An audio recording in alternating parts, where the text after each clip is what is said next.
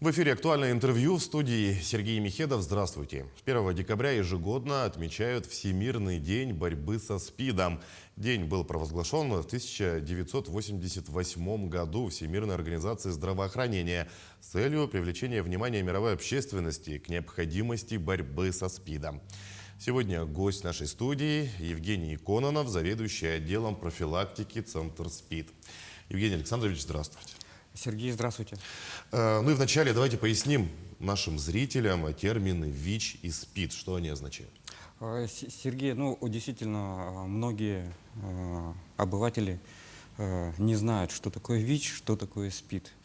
Итак, ВИЧ – это инфекционное хроническое заразное заболевание, вызванное вирусом иммунодефицита человека, который медленно разрушает иммунную систему и приводит к синдрому приобретенного иммунодефицита или сокращенно СПИДа. То есть СПИД это является конечной терминальной стадией ВИЧ-инфекции. То есть люди заболевают вирусом иммунодефицита человека и плавно, в общем-то, это заболевание перетекает в СПИД. С момента заражения ВИЧ-инфекцией до формирования стадии СПИДа может пройти 10, 15, а то и 20 лет. У нас, например, в нашем центре есть ВИЧ-инфицированные, стоящие на учете. Они живут больше 20 лет.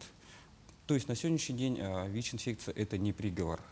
ВИЧ-инфицированные, они, в принципе, если они принимают антиретровирусную терапию, то они могут продлить свое качество жизни.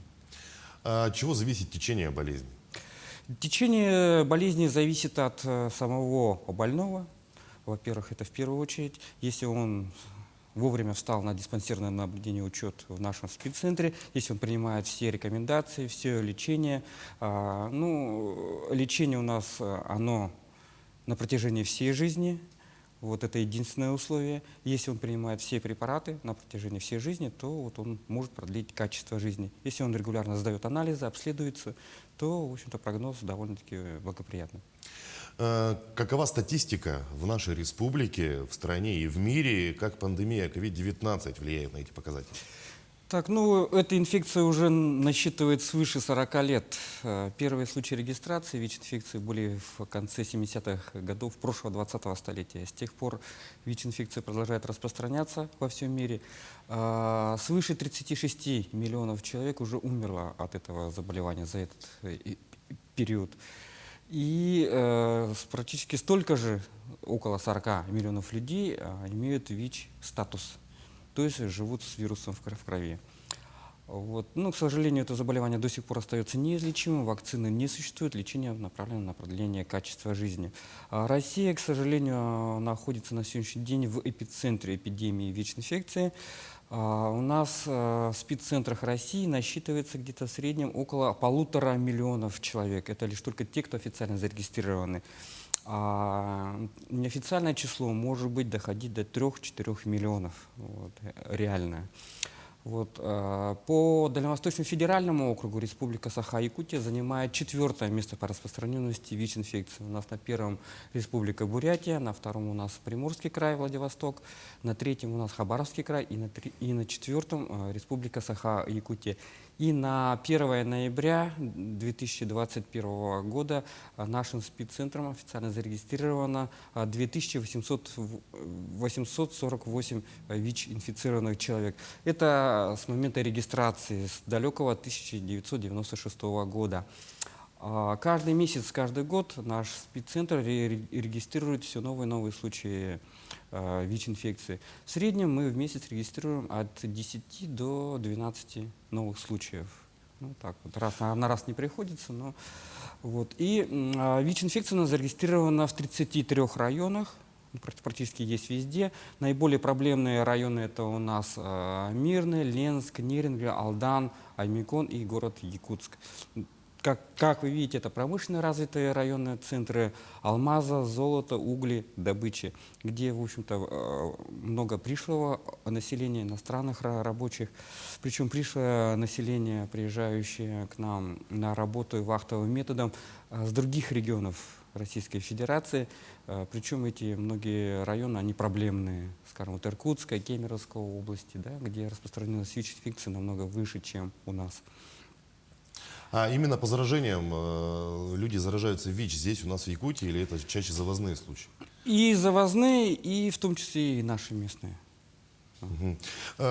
Хочется уточнить, сказалась ли пандемия на распространение ВИЧ-инфекции и вообще можно ли получить вакцину от COVID-19 ВИЧ-положительным?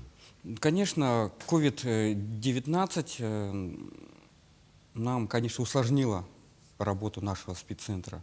Благодаря этому нам немножко скрининг обследования населения у нас, конечно, снизился.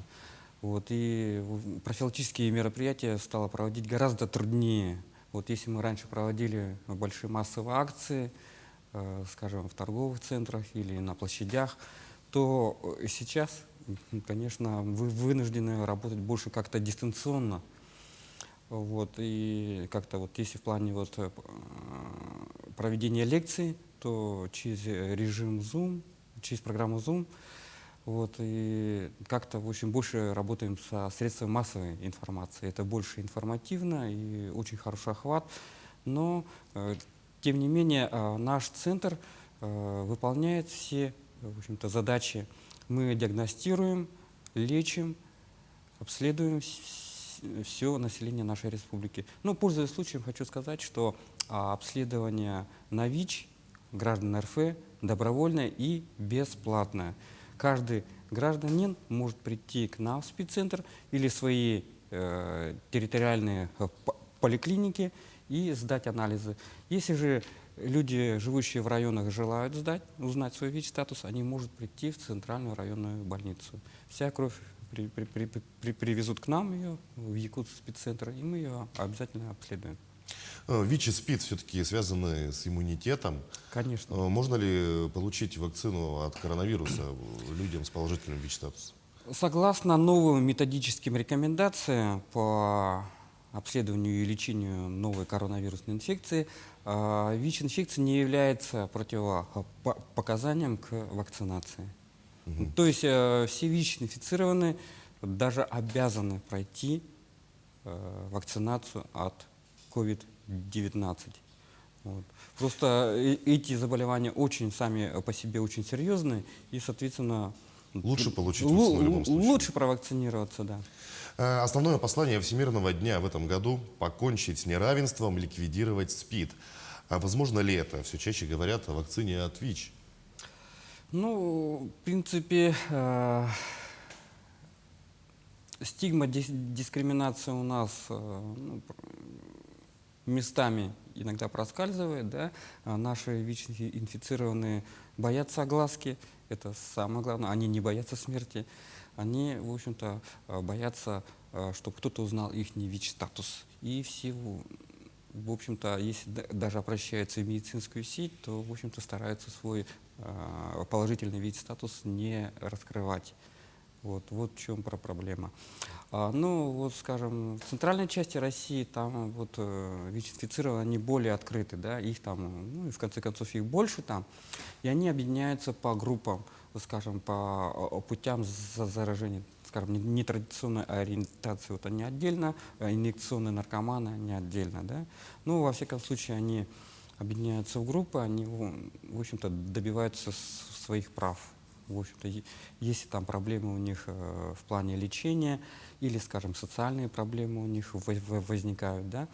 Вот. Но на сегодняшний день работодатель, скажем, при приеме на работу не вправе требовать анализ на ВИЧ. Вот. То есть наши ВИЧ-инфицированные могут спокойно работать в любой Ну а в организации. целом, если взять статистику, может быть, за последние годы, изменилось ли отношение общества, врачей и работодателей к людям с подобным диагнозом? Ну, как я вначале сказал, что ВИЧ-инфекция уже насчитывает свыше 40 лет, и мы, медики, уже привыкли немножко к этому заболеванию. И отрадно, что медики Якутии имеют настороженность именно по проблеме ВИЧ-инфекции. Вот. Больных стало просто больше, наши больные практически находятся везде, многие ургентные службы, ну, экстренные, да, скажем, да, вот РБ-2, Национальный центр медицины, в общем-то, они принимают наших больных. В общем-то, наши больные могут быть везде. Вот. от этого не застрахован никто.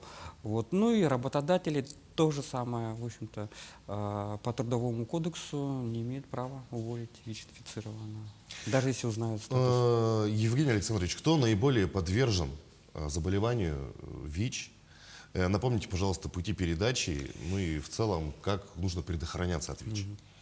Так, ну, существует всего лишь 3 пути передачи ВИЧ-инфекции. Это первый, это гетеросексуальное, при незащищенных сексуальных контактах. Это вот мужчина с женщиной или мужчина с мужчиной, вот, когда есть контакт со спермой или с вагинальным секретом. Второй путь – это внутривенный или наркотический, при использовании, возможно, нестерильных инструментариев со следами крови чужой, да, вот, при переливании крови. Или при трансплантологии. Вот. Но сейчас вся кровь проверяется, практически сейчас заразиться вот при переливании крови невозможно.